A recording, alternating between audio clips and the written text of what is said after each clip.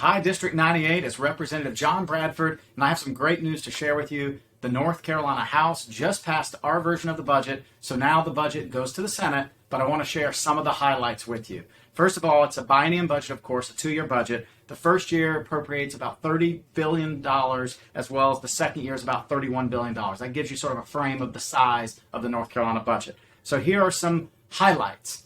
Salaries and benefits. Teachers, a 10.2% pay raise for teachers. That takes the average teacher salary to $62,650. We're restoring the master's pay program for teachers. We're giving a 7.5% increase for all state employees, a 9.5% pay raise for school bus drivers, an 11% raise with step increases for the state highway patrol, and a 2% cost of living adjustment, also known as COLA, for retired state employees. Let's talk about the tax package. I'm one of the senior chairs for finance, so this is something that I've worked very hard on. Number one, we're going to accelerate our continued reduction of personal income tax, and we're going to accelerate the tax reductions to 4.5% by pulling that a year sooner. Our last budget, that wasn't going to happen until 2026. We're now pulling that ahead. We're going to increase standard deduction for individuals that don't itemize. So we're going to take that up to $26,000. We're going to increase the child deduction by credit by 20%. We're going to create a refundable adoption tax credit of up to $2,000 per child. And for businesses, we're going to reduce the business franchise tax rate by a third over the next 5 years. For K-12 education, and these are just highlights. There's so many more things this budget does, but for the sake of this video, I'm just hitting highlights. For K-12 education, we're increasing our overall spending to $18 billion.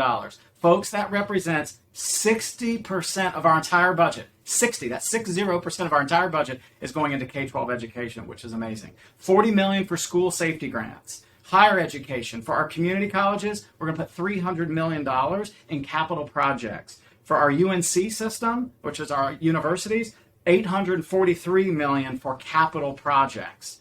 $500 million to expand loan payments and incentives for doctors and nurses to go serve our underserved rural areas. Public safety, $40 million to local law enforcement and grants. We already talked about highway patrol will get an increase, about $7.2 million, and $15 million to extend programs providing payments to firefighters with cancer. I worked on that bill last year with a lot of other people, so it's amazing to continue to support our firefighters. Military and veterans, $2 million to support the National Guard here in North Carolina, and $27.2 million for scholarships of children of wartime veterans. Transportation, $1 billion for road maintenance and $773 for construction projects. $773 million for construction projects. $300 million for modernizing rural airports, $1.4 billion to help with bridge construction and also removal some litter along our roads. For economic development and infrastructure, $2 billion for water, sewer, and stormwater improvement grants, almost $8 million for rural broadband. We need to continue to get broadband in our rural areas. And for agricultural and natural resources, $40 million for farmland preservation and almost $77 million for disaster relief and recovery. There's so much more this budget does. The good news is it's an amazing budget. We have bipartisan support, and it's a pleasure to be a part of the budget, especially the tax package. And so now it goes to the Senate. The Senate will probably make some changes, and then it will come back to the House, and we'll have to go into a conference, and then hopefully we'll come to an agreement. Then we'll vote on that agreement, and then it will go to the governor, hopefully for his review and ultimate execution into law. So those are just some highlights I want to share with you. Just as a reminder, it's truly a privilege to serve. It's an honor to serve all of you. And if you ever want to come to Raleigh and get a tour of the Capitol, just reach out to our office. It'd be our honor to do so. Thanks for listening.